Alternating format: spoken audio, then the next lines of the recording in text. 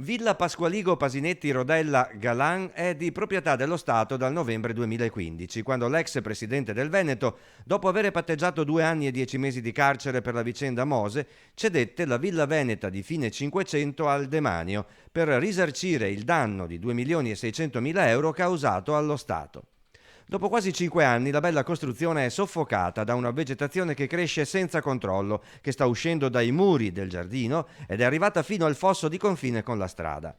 Dentro si intravedono alberi caduti e spezzati, erba alta. Qualcuno l'ha definita una giungla. Villa Rodella, a distanza di anni dalla sua acquisizione da parte dello Stato, non è ancora a reddito. È l'ennesima incompiuta dell'amministrazione statale che ora deve correre ai ripari per arginare l'invasione delle piante, la crescita degli alberi, rimuovere i tronchi di albero caduti durante i fortunali e poi, forse chissà quando, metterla a reddito oppure venderla.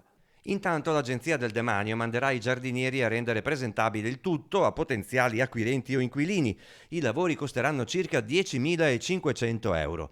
Delle amate rose di Galan non c'è più traccia, restano solo quelle spontanee. Abbondano i melograni, ma siamo in stagione, l'erba alta ricopre perfino i sensori del cancello automatico.